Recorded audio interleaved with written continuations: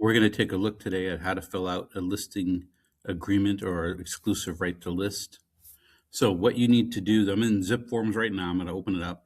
I just wanted to show if you don't have a template set up in your Zip Forms or whatever system, your dot loop, your sky slope, whatever you're using for your contracts. I just happen to have Zip Forms I'm using today. If you don't have your template set up, you're wasting a lot of time. So for example, when I start a contract, these automatically turn on. We'll do another video about how to set these up and turn them in so they're ready to go, and the best forms to have into them all so you can load them up and show you how to build them. But the main thing to do is this first form. That's not the main thing, one of the main things. And this is the 4-page transaction cover sheet form, okay? And if you go here, you just search transaction cover sheet. And if you fill in your information, this would be the listing. So you go down here to seller, landlord, and you'd fill in the information of your client. You only name and email in here in order to send out a contract. You want more than that, of course, for the rest. And then you'd fill out all the information. Once you fill all this information out in the cover sheet, it automatically fills out in the rest of the documents. So I'm now going to open up the listing agreement and show you how to do that. Now, because again, like I said, if I had the seller filled out, I could just do the drop down and I could grab one of them, whichever one it is, and then that would be the seller. It would automatically be there ready to go. So when you fill out the listing agreement, of course, the seller's name, address, all that again would automatically be in there if you put it in the cover sheet. Sometimes the email, you do have to drop down and grab it and grab a different one. Sometimes you have to go to here and grab the spouse. So you could have both sellers in here. Here's one. Here's first seller, second seller. The broker's information, again, you just click it. It would be in there if you filled it out in that broker spot. All the information, you just hit the drop down on the right to get it in there. Again, same thing as the other one. When you have the property, it's a lot block. And as you can see right here, this is the legal description. So lot, block, legal description, city of like San Antonio, for example, and Bexar County, and then you put the actual address. So again, lot, block, legal description. If you don't have a lot or block, you can leave it blank or put NA. I just leave it blank. Lot, block, legal description, city, county, address. Very simple, very put together. Again, improvements, anything that's permanently installed and built in generators of the new contracts we're looking at today are considered improvements. So make sure if it's built in, of course. Any exclusions would be if, say, like the people they have a generator and they're going to take it with them when they move to their new home. They need to put that in there for the exclusion, that it's going to be taken off the house and taken with them. I'd recommend doing that before they put on the market, but that's up to your seller. Okay, and then anything else, if there's going to be blinds, drapes, anything that they're going to take with them that's built into the home, that's an exclusion. Make sure you put that in there. Is or is not in a mandatory HOA, so an HOA. Listing price, we're not doing a CMA. There's a couple other videos on CMAs. We can use some more if we need them. Listing price would, of course, be whatever you decide to list it at. Make sure you list it not too crazy or anything like that, or it's going to sit on the market.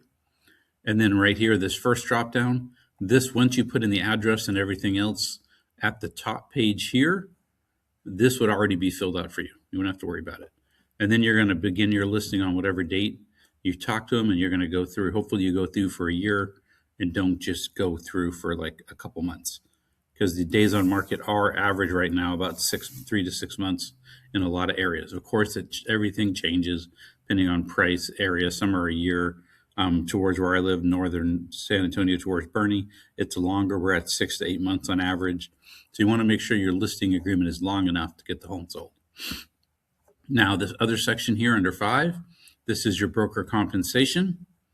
In this one here, this has changed. We do not do broker to broker anymore, only broker to owner. So the first 5A1 is what you're getting paid as a listing agent. So if you want to make 3%, great, you're getting 3%. You're not worried what the buyer is going to make, the buyer agent. That's their job to negotiate their commission, and the buyer is responsible for paying their commission.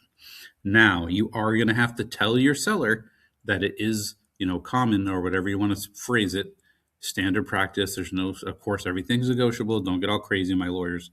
everything like that. My agent Laura, you call me to think that my social media warriors chill. I know. So remember, this is what you're going to get paid, but the seller usually covers the commission for the buyer's agent because most buyers don't have enough money to pay closing costs, down payment if there is one, et cetera, and the commission. So that gets expensive. So that way the seller helps by paying that fee. Now, if you refuse to pay any of the buyer's agents, your seller, most people, even though it's illegal, most agents aren't going to show the home because their buyer is going to say, oh, I would have to pay the full 3% on top of the rest of the commission, the rest of my closing cost. I'm not going to do that. I would rather look at a different house. So make sure the seller understands that. So this is, again, whatever you're going to get as a listing agent. If it's unrepresented, you could put 3% here as well. So 3% for the sale price and another 3% if the buyer is unrepresented. Now, Section 3, I recommend not putting anything in there because we're not lawyers. We don't make the law. But if you're going to put something in there, you could put something like if the home doesn't sell within 3 months, commission is reduced to 2% for the listing agent or something like that. I would recommend make sure your broker approves of anything you're going to put in there, and just don't put anything there if you can help it. Please, okay? Don't do it. Now, right here, so this is an authorization to disclose seller paying buyer's expense. So right here, what this does, it says seller does or not authorize broker to disclose to other brokers that the seller will consider contributing an amount towards buyer's expense, such as buyer broker fees payable to a buyer under a sales contract. Seller is not obliged to pay any specific amount and determine the amount seller will pay towards that. Okay, and again, use to authorize broker to disclose, et cetera, et cetera. So I'll pull up this TXR 1412 and show you in a minute. So again, it talks about when it's owned. So you can authorize to disclose seller paying buyer's expense. What that means, the seller can say, yes, I'm okay. If someone asks you, am I going to be willing to pay? You can say yes or no and disclose, or you could say, we are willing to pay. We're not saying the amount. Please feel free to send in your commission, what you want to get on your commission, and we'll have negotiation then. It's up to you. But this does add this section in here where you can talk about that. So that's something you can bring in, and you can see about that at the point there. Another thing you can do, once we go down here, this is all, I'm just jumping here. If there's any fees or reimbursables, a lot of people ask, what is that? What could that be? This could be if you have a cancellation of your listing agreement. Like say you have a listing agreement, but if they cancel before it sells, you only have a certain cancellation fee. It could also be, a lot of people have admin fees. A couple of brokers out there charge an admin fee to the listing agent or the buyers, anything like that. Most people use this for a cancellation fee. Protection period, 90 days. Again, any transfer of simple title. So it says no later than 10 days after listing, broker may send seller written notice specifying the names of persons whose attention was called to the property during the term of the listing. So you have to send them the list of notice. You got to do all that. And if you follow all those steps, then you can get 90-day protection. So if the listing agent, you show the home, the buyer comes in, checks it out, they like it, but they don't want to pay a commission. The seller doesn't want to pay commission. They cancel everything, and then they try to go behind your back and buy it. This should protect you if you've sent the names of all the people who looked at the home. So again, you'd have to call the buyer's agent, find the name of the clients, and send that over. Make sure you put the right county. Are you going to list it with the MLS? So this is like one or more MLSs. Hopefully you are. It's hard to sell a home if it's not listed. So then this is interesting, and I want to make sure I bring this to your attention. If the property is publicly marketed, MLS rules require that broker file this listing with the MLS within 1 business day. And that means flyers, yard sales, digital marketing, anything pretty much that's going to say upcoming listing, pre-coming listing, however you want to call it. So if you put a home on the market, off market, you have 1 business day, you got to put on the MLS. Remember that. And then again, this one you're going to put on the MLS, or you can say you want to put on the broker does not want to list this until this date or so many whatever purpose, whatever, etc. or you're not going to put on the MLS. It's hard to put a home that's a private listing and actually get much views. The reason we have the MLS is to get in front of thousands and thousands of agents. In our area of San Antonio and the surrounding area, there's like 15,000 agents. You don't want to lose that opportunity. I'm just going to skip to anywhere. Okay, scheduling companies, we have showing time. Obviously, the broker is or not available to place a key box. It's up to you. If you need to do a combo, Supra, whatever you're going to put for the special type of key box, just remember that Supra is nicer because people have to sign in to open it, so you know exactly who's coming in. It's more secure, but it is what it is. Like in this key box thing, it's right here. The key box is opened by a special combination key, so unauthorized persons may enter the property even in seller's absence. Using a key box will increase the number of showings, but involves risk, unauthorized entry, et cetera, et cetera. Neither the associators nor MLS requires use of a key box. So you don't have to have a key box, but then the seller or you would have to be there every time, and you have to decide if you want to do that. Intermediary, are you going to let intermediary both in the same brokerage represent or not? It's up to you. Or no intermediary status. And then down here, broker's authority.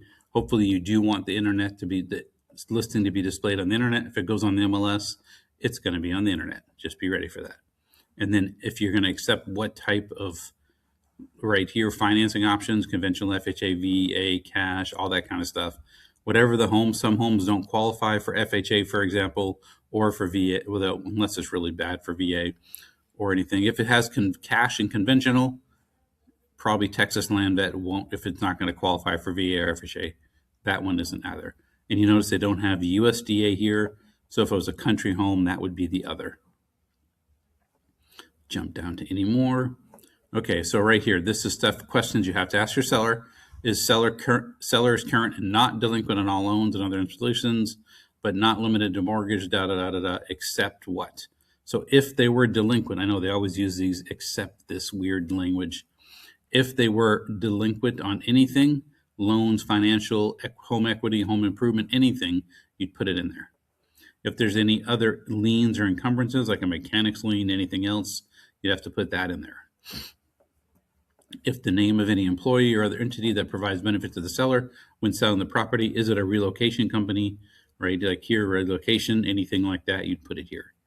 If it's in a MUD, HUD, PUD, anything like that, you'd put that information right here in that one. Let's skip through here. Any special provisions? You see we have none. You're not a lawyer. We don't put anything in there. So I already hear people saying, well, I put this. That's great. That's between you and your broker. You can put stuff in there. I recommend not putting anything. Again, these are some forms you can give.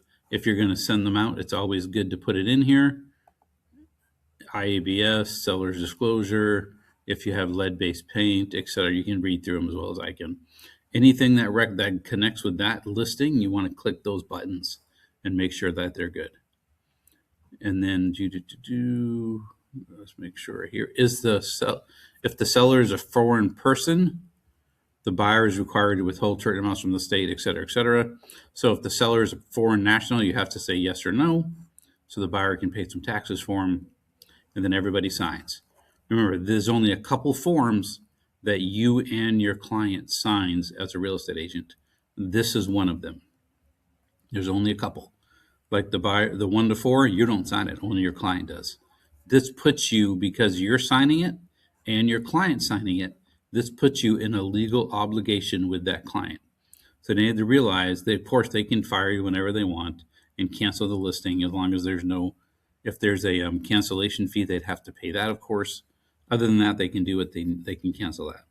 But if they try to just go behind your back and sell the home without you, you have every right, because you did the marketing, you did everything else. Again, if you read the reason, if you go back up here to the top, how you earn your commission, if you follow those steps, let me find it real quick into here, and I'm close. If you follow the steps and did what you're supposed to do, so right here, earned. Broker's compensation is earned during the seller sells, exchange, options, agrees to anyone, the price and the terms with another broker. Seller breaches the listing. So if the seller breaches the listing, which means they go behind your back, that's one of the ways they can do it, anything like that, and they try to sell it without you knowing to try to save money, they're breaching the listing. You now earned your commission. And you can take them to small claims court if nothing else works and your broker doesn't want to. You can do that and kind of fight that way if you want.